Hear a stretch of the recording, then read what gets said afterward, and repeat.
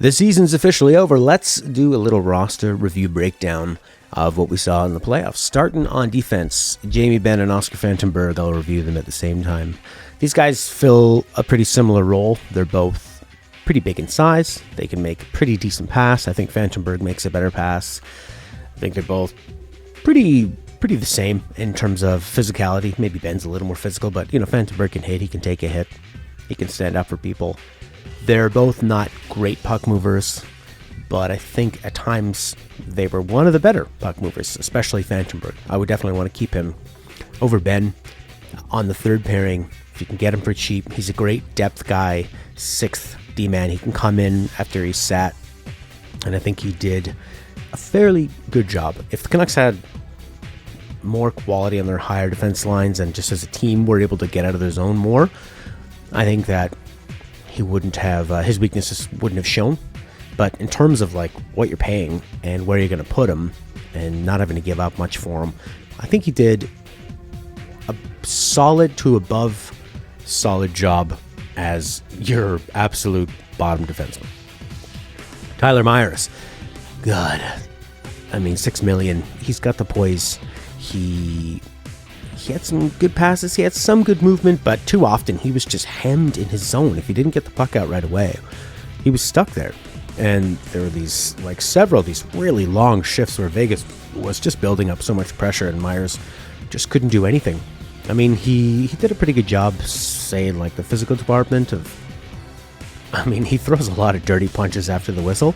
And earlier in the playoffs, he was taking a ton of minor penalties, which he wasn't doing later on. It seemed like when he came back from the injury, he had settled that down. But, maybe just having some time off to watch the games and see how the refs are calling them smartened him up a bit. But I'd say he was probably average to sometimes below average, as he ended up costing the Canucks a lot and not quite offsetting that with some of his passes. He had a few games where I thought he was super valuable, especially when he had first come back. He offered them what they were missing, but he had, I'd say, a C+. Let's give him a C+. If we're going to give Fantenberg a C+ for what he is, I'd say Myers is more like a C. Stecher, again, pretty inconsistent. I think a lot of it has to do with Vegas just overwhelming the Canucks, but Stecher had some decent shifts where he was able to use his speed and was fairly poised, some good passes. He was physical. He was getting in people's faces. I think he went toe-to-toe with Reeves in Game 7, right? Exchanged punches with him and quickly grabbed a couple other players and pulled it down. He's kind of a dirty fighter in a way. He kind of reminds me of like a Kessler, Burroughs, Max Lapierre years in the Canucks. He's kind of reminds me of Roussel, but I think that's just a survival thing. Stetcher's tough to stand up to people, but he realizes he's not going to go toe-to-toe with people. But sometimes just kind of getting in someone's face and the willingness to fight is enough.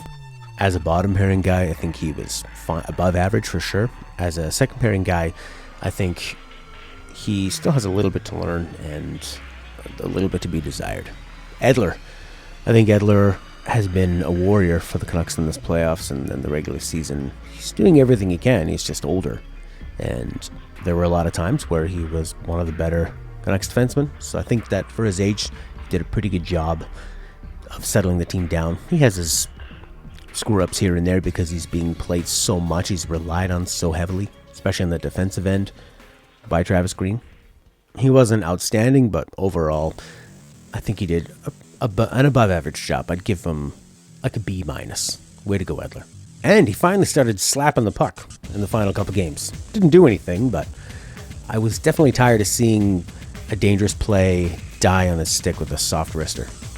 Tanev. Man, how good was he in the first half of this playoffs? I think he was definitely right up there with Hughes for most valuable Canuck. Earlier on, he seemed to struggle a bit more as his foot speed and lack of big physicality or any kind of offense was hindering him a bit, or at least was being exposed by Vegas. But I think in the last few games, he really stepped it up again right when the Canucks needed it, and that's the leadership that he offers. And I would say that he was definitely above average. He was one of the Canucks' better defensemen, probably tied as a 2A, 2B with Edler behind Hughes of course, with the movement Hughes provided, even though Hughes struggled a little bit. But yeah, I'd give Tanev a B overall. I think he was pretty valuable for the Canucks throughout. Hughes, I mean, when he was on, he was the best player on the ice, and he struggled. He did mention in an interview that perhaps he was injured or something had happened that slowed him down for a few games, but he's figuring it out. He's a rookie. He's breaking records. He's already way above schedule, and we're going to be really lucky to have him only getting better as a franchise number one puck-moving defenseman. He's perfect for the era. It's perfect for the Canucks to go forward with Pettersson and whoever they keep in goal. And I'd give Hughes, I'd say an A- because he was lights out for most of it.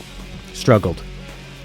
But overall, he was what the Canucks needed when they were getting hemmed in their zone. His ability to single-handedly get it out and start an offensive rush and go end-to-end, whip around the net. I mean, he sparked so many goals and scored.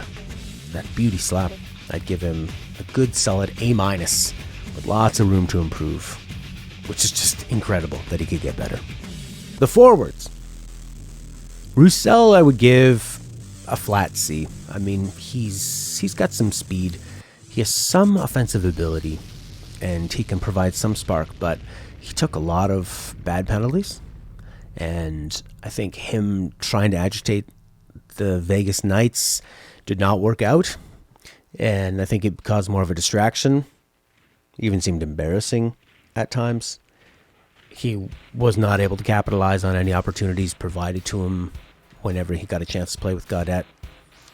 Overall, I think that he's obviously has the effort, but if I would just give him a C. I think that he's better than having McEwen down there, but was pretty ineffective. A big middling C for him. Beagle, I would give a C to a C+. He won a lot of draws. He was good in the penalty kill, but if you play him heads up against top lines, I don't think he was providing enough in that super shutdown role, and definitely no offense. So I'd give him, I would rather have him there than Michael Granlund. Beagle is providing something a little bit better, but overall, I'd give him a very soft C+. He wasn't hurting you out there, but he wasn't providing much more than that. Sutter, same thing. I'd give him I'd probably give Sutter a strong C+, where he wasn't super effective for most of the playoffs, but there were games where he stepped up and he had his legs and he had some beautiful assists.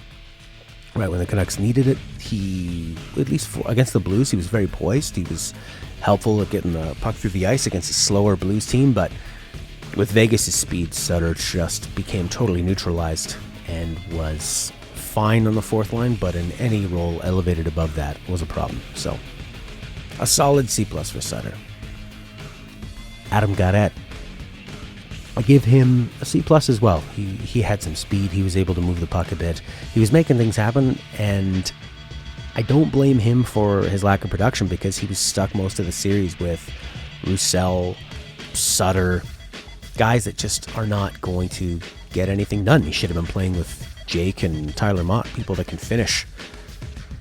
He was fine in his defensive zone, probably less than fine. But I don't think he was totally getting caved in from what I saw. It seemed like he was a fairly decent utility guy. They were overwhelmed by Vegas, and he wasn't given anybody to score with. He's not going to carry the line completely on his own. And he was useful in the second power play as well, just providing a second wave of somebody who can control the puck and move it. I'd give him a C+. Jake Virtanen, I'd give him C+ or a B-. I was constantly surprised by his poise and ability to move the puck and his ability to slow things down. And every once in a while he would go into the dangerous areas. Every once in a while he'd do something kind of greasy. And there were some nice goals he scored against St. Louis. Against Vegas, he wasn't too effective. But again, I think he spent a lot of time playing with Jay Beagle. So what are you really going to do? He was killer with Pettersson and Miller against St. Louis. I don't know why they never tried that again. That seemed to be a mistake, but I'd give Jake probably a B-, especially for his role in the bottom six. I think he was actually pretty decent defensively, and was fantastic at moving the puck, which was the Canucks' biggest problem, getting out of the zone. So I'd give him this is a generous B-, but C+ just seems too lacking. Tyler Mott, I'd give him an A for his position in that bottom six. There were constantly times where the Canucks were hemmed in their own zone, desperately needing somebody to make something happen and move the puck, and he would be the one to do it. There was an incredible goal, I think in Game 6, where Mott had the ice one-on-one at the blue line, and he chipped it in. And the Vegas bench sarcastically calls out, "Oh, he's feeling it," because he didn't, do it like a shake and bake move one-on-one to beat the guy. But what he did is, while Vegas was yelling their insults, he raced in, beat them to the puck, took on 3 Vegas Knights, and set up a goal. There were so many moments I was incredibly impressed with him. Getting line changes, stopping the relentless tide of Vegas, where Vegas is building momentum after momentum, shift after shift. Mott would be the one that would finally get something done. He had great finish. He still has those offensive instincts. You never notice that he's small. He's hitting people. He's standing up to people. Got a great beard. Took that terrible hit, which got Reeves out of the game. Came back to the bench. Didn't miss a step. I love this guy, and I'll give him a big, fat bottom 6 A with the potential to be a B- top 6 guy. Way to go, Mott. One of the MVPs in this playoff run. Pearson, I'd give him a C+. He looked great earlier on in the playoffs, but Vegas' speed was way too much for him. He became completely ineffective. He can play fine with Horvat, maybe like dropping down to the Gaudette line, although Gaudette's pretty fast. But I really wasn't a fan of Pearson's game for most of the Vegas series. He just looked invisible out there. He wasn't clicking with his line mates, and he wasn't able to really provide anything at getting through that Vegas checking. He had some nice physical plays, some leadership stuff and fighting back, and it's nice to have that presence on the ice. But I think for him to be really effective, he needs to be burying more chances and making some things happen, but he just wasn't able to. So I give him a C+ based on his earlier work. Tyler Toffoli, I would have loved to give him a B-, but I think probably a C+ again. Somewhere in between there. I mean, when he came back, the spark that he provided was incredible. Scored on his first shot. That was a spark the Canucks needed, so I think he's going to get a B- for that. And he had some more chances where he looked dangerous, but he wasn't able to convert much throughout the rest of his playoff stay. But the Canucks weren't either, so you can't really put all that on him. I think I'd end up giving him a B-, but although I love the culture that Toffoli and Pearson bring in perhaps like a second to third line role, I don't know. We'll see what happens. Bo Horvat, I think he'd give him probably B- to a B. He was unbelievable. He was like Kessler against Nashville against St. Louis. Just giving the Canucks what they needed, single-handedly winning games, at least single-handedly scoring goals. And I think he put up a pretty good fight against Vegas, not letting them run away with games in some head-to-head matchups. And his ability to play with Besser or Pearson, Toffoli, his ability to actually play with Eriksson, pretty useful. I'd like to see him more with maybe Virtanen or Tyler Mott. Could be a really interesting combination. You just kind of stopped noticing him. He wasn't making a lot of things happen throughout the rest of that Vegas series, and like I keep saying, most of the team wasn't able to make things happen once Vegas really got their game going. But he was strong enough in the earlier rounds, and I think a pretty good neutral throughout the rest of the Vegas series, that I'd give him a big fat B for Bo. Brock Besser, C+. This guy has the effort and the speed. He has the talent, but kind of similar to Jake Virtanen, he just was not finding a way to get open. He was not putting himself in the right positions, or angling his body correctly, or just finding a way to get a shot off quick. Hockey is a quick game, and at the highest level, it's all about timing, patience, poise, quickness. and being smart with it. I mean, you watch Mario Lemieux play. I remember when Mario came out of retirement and they put a camera on him for the whole game. And on his first shift, he just kind of glided, scored. And it's because he knows where to go and he knows how to get that shot off. It wasn't the hardest shot, but it was accurate, and it was kind of this just like soft one-timer. And that's the best he needs to learn. It's fine if you have a great shot, but if you're not going to be able to get it off accurately and not having it blocked and not giving the goalie enough time to come over and square up with you, it's useless. Yeah, I would give him a C+, because he was good enough with the puck that he could gain the zone and he could at least create some momentum, but there were a lot of dangerous plays that died on his stick because he just couldn't get the puck through traffic, or he would blow a big chance, or Leonard came up huge. But yeah, wasn't super impressed with Besser. I haven't been impressed with Besser for the last 2 years, so C+ for you, my friend. Pettersson, I'd say an A-. There were some games where he totally took over. There were some games where he managed to sneakily get some points in. But I think he was learning how to deal with the playoffs. And I think putting him in the top line role was a bit too much to ask for a young, thin guy against two teams, St. Louis and Vegas. And I think Pettersson's going to get better. You know, when you watch how the Sedins matured in the playoffs, they knew where they were going to get hit in the offensive zone, and they knew how to absorb the hit.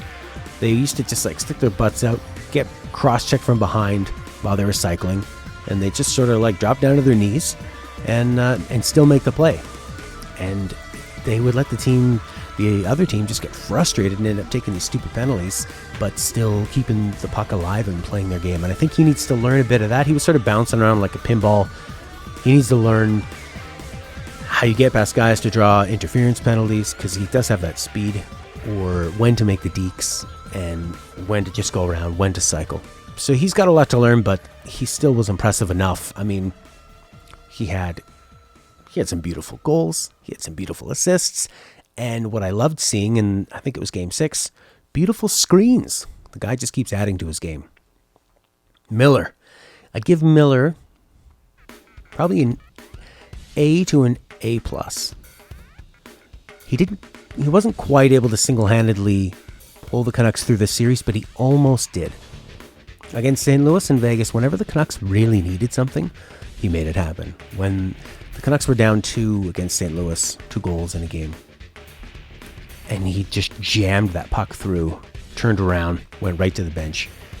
He was showing the team that they weren't going to lose, and he was going to do everything in his power to get them what they needed. Whether it was a great penalty kill, back-checking, getting in Ryan Reeves' face to stop Vegas gaining any kind of physical momentum or advantage over them. I mean, the guy plays on any line. Offense, defense, center, wing, power play, penalty kill, shooting, passing, physicality. The guy is fantastic. I feel like I'm talking myself into an A+. The last minor penalty that eventually got the goal that eliminated the Canucks in the playoffs makes it hard to give him that one. But I was constantly impressed with him probably every game. There was one game where the puck was exploding on a stick a few times. So, you know, that game plus the penalty will drop him down to a real strong A for Miller. Goalies. I mean, how do you not give Markstrom and Demko both A+? Demko definitely an A++. This guy was insane. I haven't seen goaltending like that since Luongo's best games. This is after a 5 or 6 month layoff to just go into the playoffs, hit the ground running when the Canucks were on the ropes against Vegas. Markstrom did not the same, but he had the same, like a few lights out games where Vegas was really struggling to score. He looked more human. I mean, what Demko did was just inhuman, was godly. All 3 games. And you kept thinking after the first one, he won't be able to repeat that. The second one, he won't be able to repeat that. The third one, he might have even been better. So Demko definitely an A++, and Markstrom probably an A+. He did have a few goals here and there that I could knock him down between an A and an A+. But I don't know. Let me know what you think. And overall, the team, oh, geez, I don't know. B+. I think the strength of the Canucks in this playoffs was that even when they were faced with 10-minute stretches of being dominated by another team, they never gave up. They did play the rope-a-dope. They would just take shift after shift of punishment. They wouldn't lose their confidence. And when they had a chance to strike, they usually made good on it. And it was their luck and their tenacity had just run out by that Game 7. I can't remember what I gave them. B-? Something like that. Here's hoping for an A next year. Let me know your thoughts. Thanks for watching.